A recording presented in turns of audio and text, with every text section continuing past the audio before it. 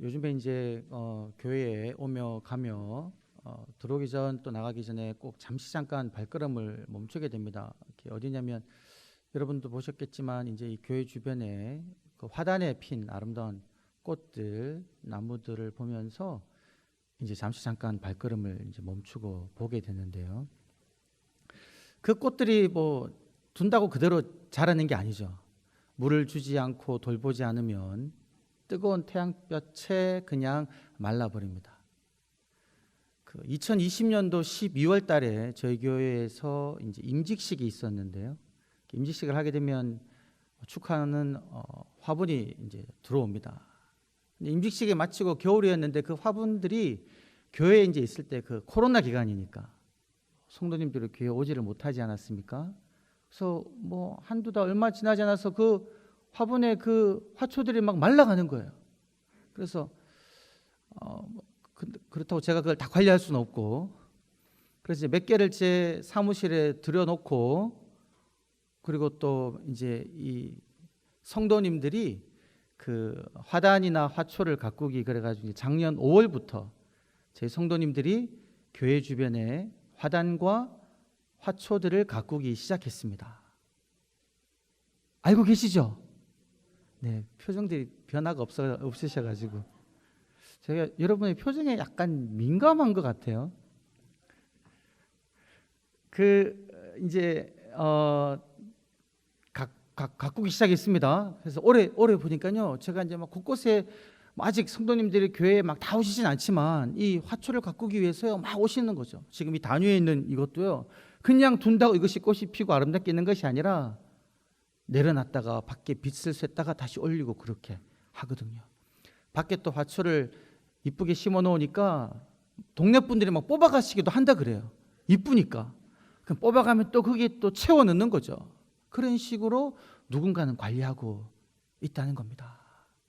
교회 로비에 있는 화분도 누가 관리하고 계시고요. 그러니까 이제 성도님들의 귀한 헌신들이 이루어지고 있습니다. 여러분, 최근에 이제 보시면 저희 교회에 들어오시는 정문에 보면 소나무가 두 그루가, 멋진 소나무가 서 있습니다. 이전에도 저희 몇 분이 이게 막 가지가 웃자라면요, 보시고는 막 자르시고 손 보시고 해가지고 그런 멋진 수영이 가꾸어졌거든요. 근데 그 중에 하나가 어느 순간 막 시름시름 앓기 시작하더니만 잎이 누렇게 변해가는 거죠. 보셨죠? 많은 분들이 아픔을 표현했습니다. 이거 죽었다, 어떻게 하느냐. 그래 이제 원인을 살펴보니까 그 겨울에 눈이 왔는데 그 도로에 뿌린 염화칼슘을 청소하시는 분들이 이제 그거를 담아가지고 그 소나무에 넣었다는 거죠. 소금기가 들어가니까 이 나무가 죽어간다는 겁니다.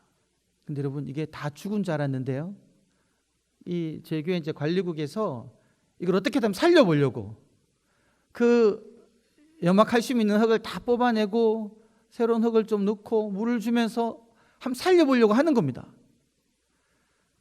결과는 어떤지 모르겠는데 지금 보니까 오메가메 또 보시는 분들이 그러시는 거예요. 누렇게 다 죽은 줄 알았는데 그 밑에서부터 또 파란 잎사귀가 나오기 시작하고요, 솔방울이 나오기 시작하는 거죠. 동네 분이 지나가면서 막 그 나무 이야기를 또 하시더라고요. 제가 그렇게 말씀드렸습니다. 오메가메 소논꽃 조금 쓰다듬어 주시라고, 그게 좀 살아나지 않겠냐고. 제가 그걸 보면서요, 뿌리가 염분으로 이렇게 막 하니까 힘들어가지고 그 나오는 가지며 잎사귀며 다 죽어버리는 거죠.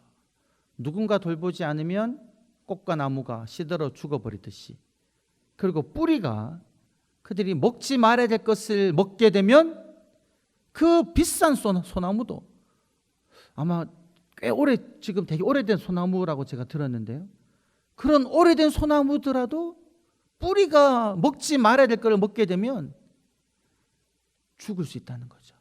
근데 이것도 누군가 돌보기 시작하고 다시 그 나쁜 거를 걷어내고 어떻게든 제대로 된 거를 돌보면 죽어가는 것도 살아난다는 겁니다.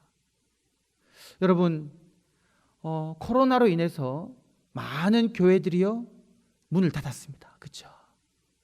저희 교회도 많은 분들이 코로나 기간에 교회를 안 영상으로 들으시다가 들여다 보니까 뭐 편하고 예배 안 드려도 뭐 살아가기 아무 문제 없고 해가지고 교회를 안 나오시는 분들도 계시고 다시 회복하기가 쉽지 않다라고들 다 말씀하십니다. 그런데 여러분, 우리가 이 교회를 하나님의 말씀으로, 사랑으로, 기도로 계속 돌보고 뿌리를 든든히 하면요, 다시 화려한 꽃이 피어날 줄 믿습니다. 저는 저에게 온 지 몇 년 안 돼요. 아직 3년도 안 됐습니다. 그런데 여기 계신 분들은요, 저에게 역사를 아시는 분들이 많이 계시지 않습니까? 관악노회 안에서 영동교회 그러면 좋은 교회라고 소문난 교회더라고요. 거기 지금 끄떡끄떡하고 계시네요. 오래 계신 분들은. 언제 얼마 안 되신 분들은 그런가 잘 모르시겠지만 아름답고 좋은 교회였단 말입니다. 우리가 하나님의 말씀으로 하나님의 뜻대로 이 교회를 돌보면요, 영동교회가 다시 하나님의 아름다운 교회로 자라날 줄 믿습니다. 근데 그 여러 방법 중에 하나가, 제가 오늘 말씀 묵상하면서 이제 하나가 뭐냐면, 세상의 규례를 따르지 아니하고 하나님의 규례를 따를 때에 교회는 다시 교회의 모습을 되찾는다는 겁니다. 세상의 규례를 따르지 아니하고 하나님의 규례를 따를 때 그러하다는 겁니다. 그래서 이번 한 주간 여러분 살아가실 때 이 문장을 함께 기도하는 마음으로 외치기를 원합니다. 세상의 규례가 아니라 하나님의 규례를 따르겠습니다. 제가 다시 한번 말씀드릴게요. 세상의 규례가 아니라 하나님의 규례를 따르겠습니다. 우리 다 같이 가슴에 손을 얹고 다짐하는 마음으로, 기도하는 마음으로 다 함께 외쳐보시겠습니다. 시작. 세상의 규례가 아니라 하나님의 규례를 따르겠습니다. 아멘. 여러분, 삶 속에는 두 종류의 삶이 있습니다. 오늘 말씀을 보게 되면요, 한 종류의 삶은 하나님의 규례를 따르는 삶입니다. 22절을 보게 되면 하나님께서 그렇게 말씀하십니다. 너희는 나의 모든 규례와 법도를 따라 행할지어다. 지켜 행할지어다. 하나님의 규례와 법도를 지켜 행하라. 이런 삶을 명령하시고요. 또 다른 삶은 어떤 삶이냐면 23절에 있는 말씀인데요, 하나님께서 그렇게 명령하셨습니다. 너희는 내가 너희 앞에서 쫓아내는 족속의 풍속을 따르지 말라. 이렇게. 그러면 다른 삶은 어떤 삶이다라는 겁니까? 세상 나라들의 풍속을 따르는 삶이다라는 거죠. 근데 놀라운 건 여러분, 원문을 보게 되면 이 지금 세상 나라의 풍속이라고 말하는 그 단어가 22절에서 너희는 나의 규례라고 말할 때 규례와 동일한 단어이다 라는 겁니다. 똑같은 단어입니다. 그러면 우리는 하나님의 규례를 지킬 수도 있고 세상의 규례를 지키고 살아갈 수도 있다라는 겁니다. 여기서 규례라고 하면요, 여러분, 삶의 기준이 되는 어떤 형태입니다. 삶의 기준점으로 삼는 거죠. 그리고 삶을, 어떤 사람을 판단하는 기준들이라는 거죠. 우리는 무엇을 따라야 된다는 겁니까? 하나님이 우리 삶의 기준으로 삼은 것을 지켜 행해야 되지, 세상이 우리 삶의 기준으로 삼은 것을 지켜 행하지는 말아야 된다는 겁니다.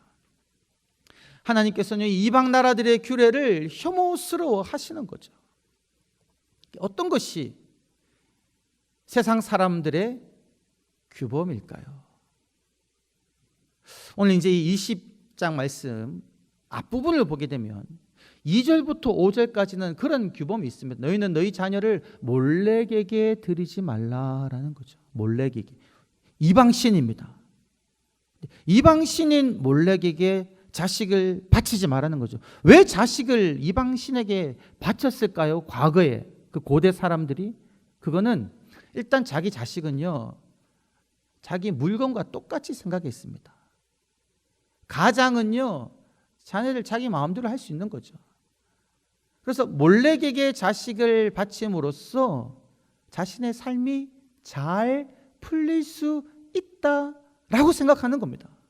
그래서 심지어는 자식을 몰래게 바치면서 불로 지나가기도 하는 거죠.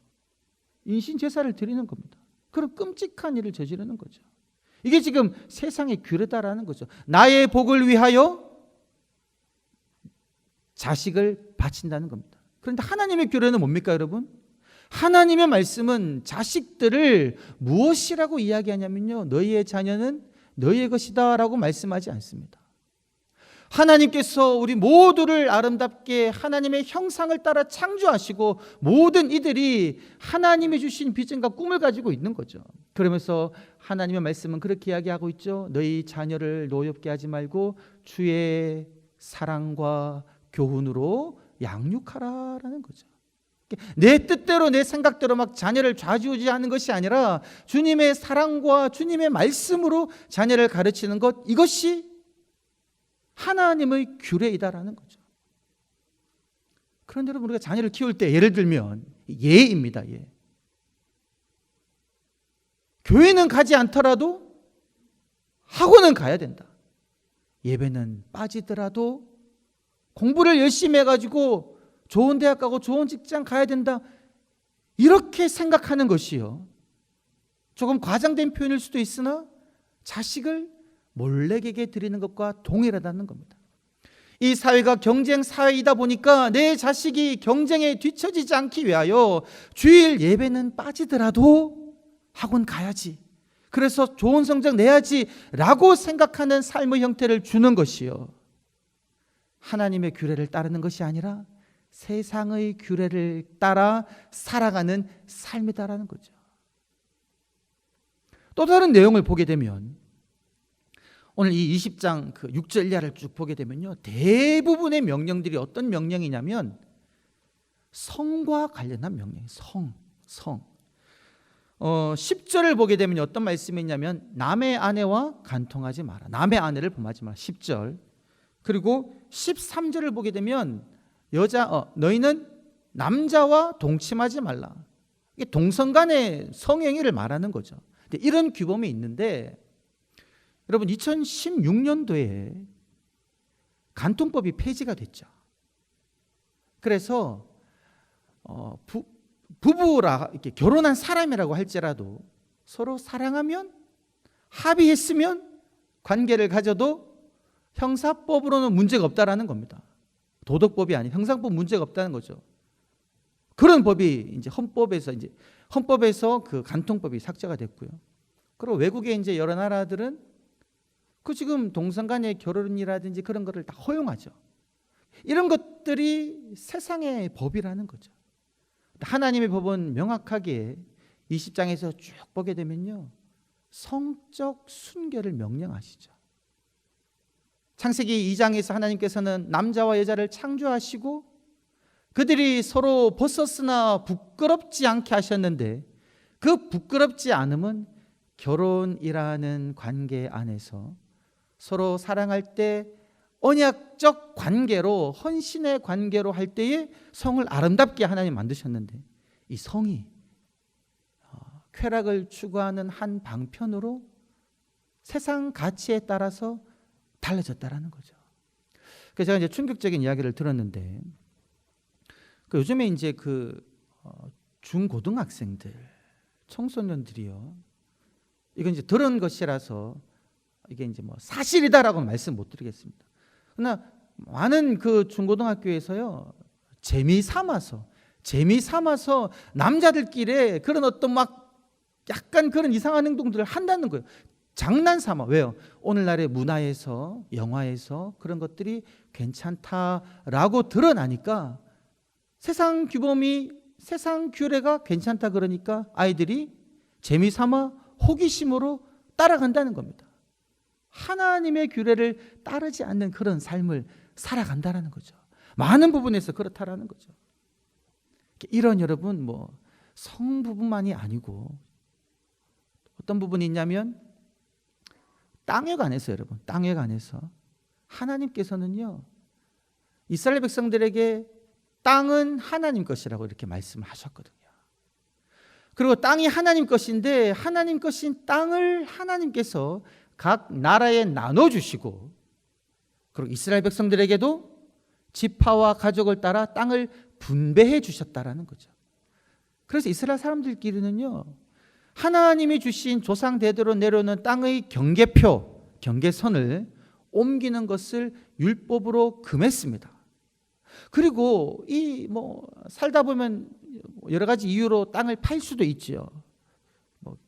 빚을 져가지고 살아가기 위해서 자기 땅을 팔 수도 있는데, 그때는요 50년 희년이 돌아오면 팔았던 땅도 다시 원래 주인에게로 돌려주는 것이 하나님께서 이스라엘에게 세우신 하나님의 법이었다라는 겁니다.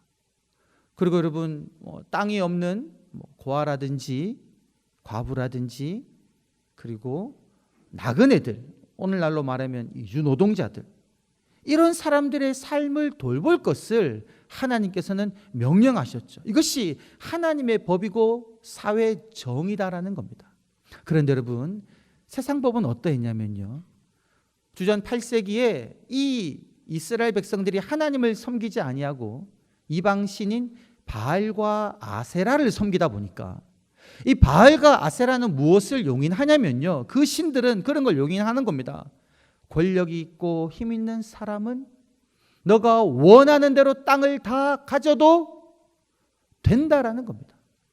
그래서 예언서를 보게 되면 여러분, 가옥이 가옥을 연하고 토지가 토지를 연한다 이러는 겁니다.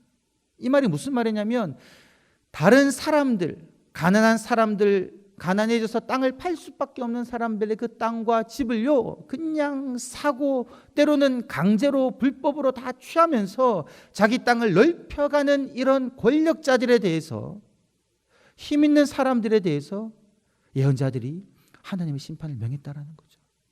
그 대표적인 예가 나봇의 포도밭이지 않습니까? 아합 왕이 이 나봇의 포도밭을 그 아내의 계략에 의해 가지고 거짓 증인들을 내세워 가지고 나봇을 죽이고는 그 땅을 왕이 취해버렸다라는 거죠. 이스라엘의 왕이. 그 삶이 어떤 삶이었다는 겁니까? 하나님의 규례가 아니라 세상의 규례를 따르는 삶이었다라는 겁니다.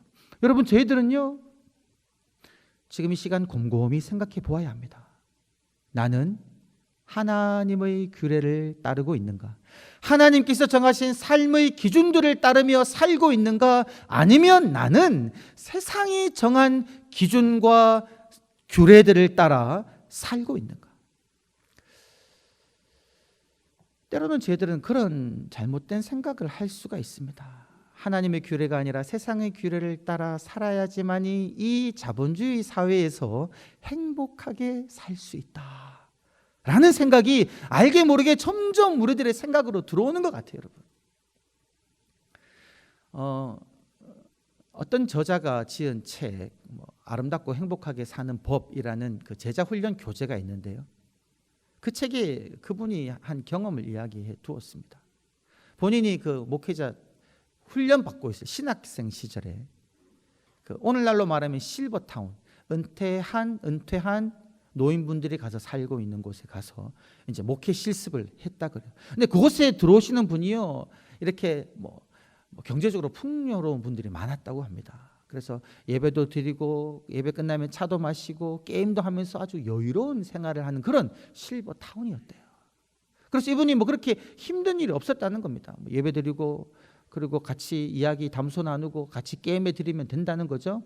근데 어느 날 벤이라고 이름 어떤 할아버지 한 80세 이상 되신 분이 개인 면담을 요청했다는 거예요.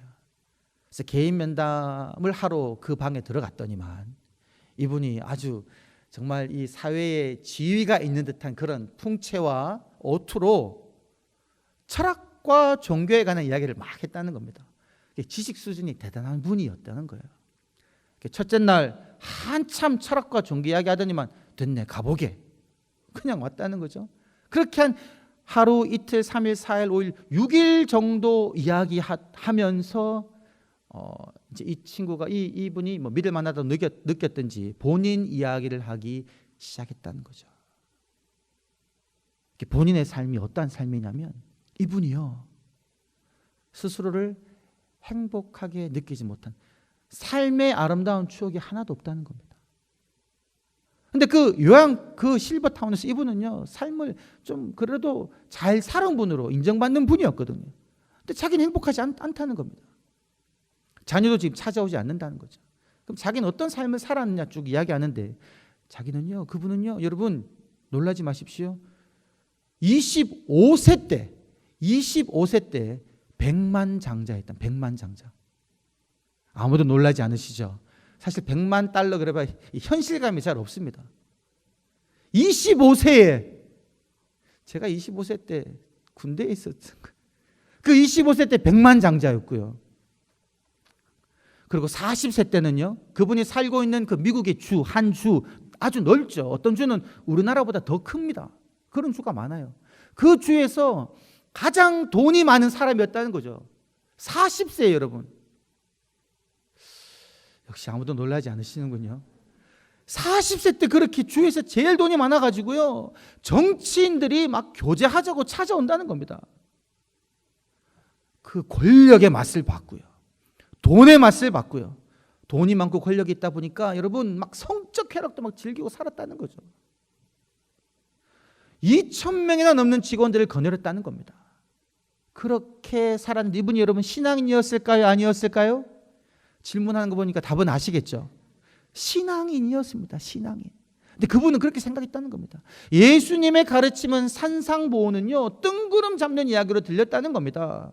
그렇게 살면 답답할 것 같아서 교회는 다녔지만 그것이 아니라 자기 삶의 모토는 무엇이냐면요, 돈이 되는 일이라면 가능한 모든 사람들에게서 내가 다 얻겠다, 이런 모토를 가지고 삶을 살아갔다는 거죠. 그 목적을 이루었죠. 돈이 그 정도로 많았으면. 돈이면 다 된다고 생각한 겁니다. 돈과 권력과 성의 즐거움을 다 누린 사람이었다는 거죠. 그런데 이분이 이 노년에 지금도 자기는요, 지금 다 쓰지 못하는 돈을 가지고 있대요. 자랑인지 아닌지 모르겠지만 그렇게 말하는 거예요. 그렇지만 그분은 그렇게 이야기하는 겁니다. 나는 행복하지 않습니다. 지금 나를 찾아오는 자녀가 한 명도 없고, 과거를 돌이켜봐도 좋았더라고 생각하는 추억이 하나도 없다라는 겁니다. 이것이 이 삶의 모든 것을 누렸던 사람의, 세상 가치를 쫓았던 사람이 자기 입으로 하는 고백이다라는 거죠. 여러분, 사람들은요, 이제 설문조사를 해보니까 성공, 행복, 선한 생활, 이 중에 어떤 걸 원하십니까? 성공하는 삶, 선하게 사는 삶, 그리고 행복한 삶, 어떤 삶을 원하십니까? 물어보았더니만요, 85%의 사람이 행복한 삶을 원한다라는 거죠. 행복한 삶. 행복한 삶을 원하는데, 그러면 어떻게 해야지 우리가 행복한 삶을 살 수 있느냐는 겁니다, 여러분. 세상의 가치는요, 여러분, 세상의 기준은 무엇이라고 이야기하냐면, 우리가 드라마를 보고 광고만 봐도요, 잠깐만 봐도 세상의 메시지는 너무나도 명확합니다. 화려하고 고급진 것을 누리는 것이 행복한 삶이다. 돈과 성과 권력을 가져야지만이 행복한 삶이다라는 메시지를 여러분, 드라마라든지 광고에서 무수히 쏟아내고 있습니다. 그렇지 않습니까? 그런데 여러분, 그러한 것을 추구한다고 해서 우리의 삶이 행복해지느냐? 아니다라는 겁니다. 아니다라는 거죠. 감리교회 창시자인 웨슬리는 그렇게 이야기했습니다. 거룩하지 아니하면 행복은 찾아오지 않는다라는 거죠. 오늘 말씀 하나님께서는 이스라엘 백성들이 너희는 구별되고 거룩하기를 원하십니다. 구별되고 거룩하기 위한 것은 하나님의 규례를 지키는 삶인데, 우리가 하나님의 규례, 하나님의 가치, 하나님이 우리 삶의 기준으로 정한 그 기준들을 따르지 아니하면 우리들의 삶은 결코 행복할 수가 없다라는 거죠. 세상에서는 어떤 가르침을 가르치느냐? 그렇게 이야기하죠. 1등만 살아남는다. 1등만 기억한다. 여러분, 안 들어보신 분 손 한번 들어보십시오. 다 들어보셨습니다. 1등만 살아남는다. 여러분, 우리 자녀들을 1등 만들기 위해서 우리가 그렇게 애쓰고 힘쓰지 않습니까? 제가 예전에 살았던 지역은요, 그쪽 지역에 정말 학구열이 엄청 불타는 지역이라 가지고요, 아이들을 학교 들어가기 전부터 학원에 엄청 많이 보냅니다. 아이의 적성과는 상관없이. 왜요? 경쟁에서 이겨야 되니까 1등 만들기 위해서 그렇게 애쓴다는 거죠. 근데 그렇게 학원 다니는 아이들의 표정을 보면요, 행복하지가 않는 겁니다. 부모는 자녀를 위해서 1등 돼야지 행복하니까 그런 삶으로 인도하는데 정작 그 아이는 행복하지 않다라는 거죠. 착하면 손해본다, 착하면 손해본다, 그런 말들 여러분 사람들 하지 않습니까? 이게 지금 세상의 가치인 겁니다. 그 말은 손해보면 안 된다라는 얘기죠. 근데 하나님은 무엇이라고 이야기하십니까? 손해 좀 보면 어떠냐, 이런 말씀 하시는 거죠. 제가 얼마 전에 여러분들에게 소개해 드렸는데, 우리 인간에게는요, 세 가지 중요한 욕구가 있다는 거죠. 중요한 욕구, 세 가지 중요한 욕구. 첫 번째는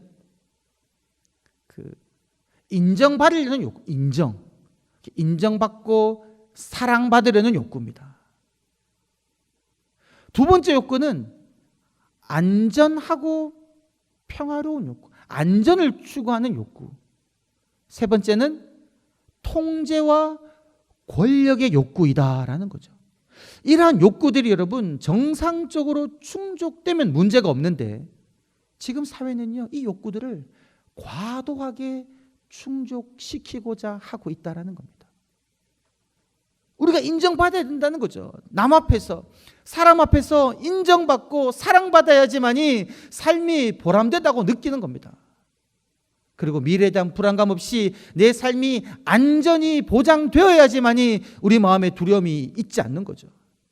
그리고 내가 누군가를 통제하고 내 말에 영향력을 발휘하고 권력을 쥐어야지만이 행복하다라고 생각하고 세상은 그런 식으로 우리를 몰아붙이고 있습니다. 그런데 여러분, 말씀을 찬찬히 읽어보면요, 하나님의 말씀을 찬찬히 읽어보면 어떻게 말씀하십니까? 너 그렇게 남들 앞에서 인정받고 싶어하니? 인정받고 싶죠. 근데 성경 말씀, 하나님의 가르침은 무엇이라고 이야기합니까? 너가 아무 가치 없는 존재였는데 내가 너를 가치 있다 여겼고, 너가 아무 자격 없는데 사랑받을 자격 없지만 나는 너를 사랑한다라고 하나님이 인정해 주셨다라는 거죠. 이것이 하나님의 가르침인데 우리는 이미 하나님의 사랑과 인정을 받았음에도 불구하고 그걸로 만족하지 못하고 세상의 인정과 세상의 그 사랑을 추구하고 있다는 겁니다. 하나님은 무엇이라고 말씀하십니까? 두려워 말라, 내가 너와 함께 하매니라. 바다가 너를 삼키지 못하고 강이 너를 침몰치 못할 것이다. 네가 광야로 사망의 음침한 골짜기로 간다고 할지라도 나의 지팡이가 너를 붙잡는다라고 하나님은요, 우리에게 우리 미래에 대한 안전의 말씀을 주셨음에도 불구하고 우리들은 우리 힘으로 안전을 추구하지 못하고 그것이 확보되지 아니하면 불안에 떤다라는 거죠. 통제도 마찬가지입니다. 하나님께서는 무엇이라고 말씀하십니까? 너희 중에 누구든지 크고자 하는 자는 종이 되라, 섬기는 자가 되라 라고 말씀하시지, 하나님께서는 너가 나의 자리에 올라가 세상을 막 좌지우지하고 네 말대로 사람들이 다 움직이게 하고 이런 삶을 결코 우리들에게 추구하라고 말씀하지 않으시고 계시다라는 거죠. 너무나도 다르다는 겁니다, 여러분. 하나님의 규례와 세상의 규례는 너무나도 다르다라는 거죠. 우리들은 어떤 길을 따라가야 되겠습니까? 오늘 말씀 보게 되면 여러분 22절 말씀을 우리 다 같이 한번 읽어 보시겠습니다. 22절 말씀 시작.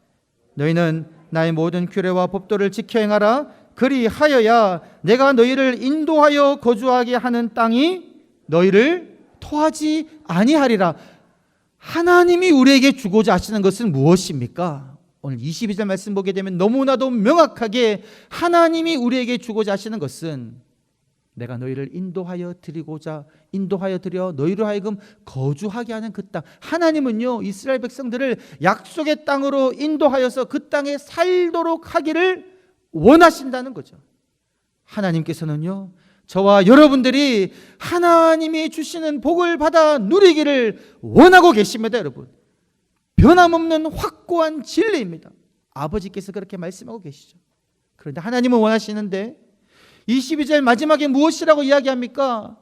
땅이 너희를 토하지 아니하리라. 이 말은요, 땅이 그들을 토할 수도 있다는 겁니다.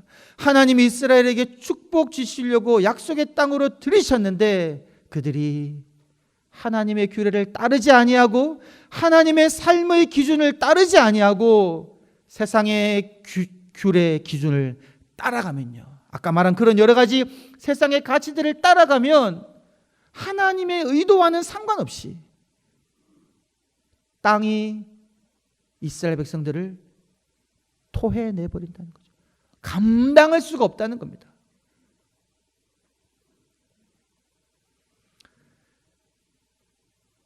하나님께서 우리들에게 주시고자 하시는 이 축복을, 이 복을 세상의 가치가 아니라 세상의 기준이 아니라 하나님의 말씀을 따름으로 말미암아, 하나님의 규례를 따름으로 말미암아 받아 누리시는 저와 여러분이 되시기를 주의 이름으로 간절히 축원합니다.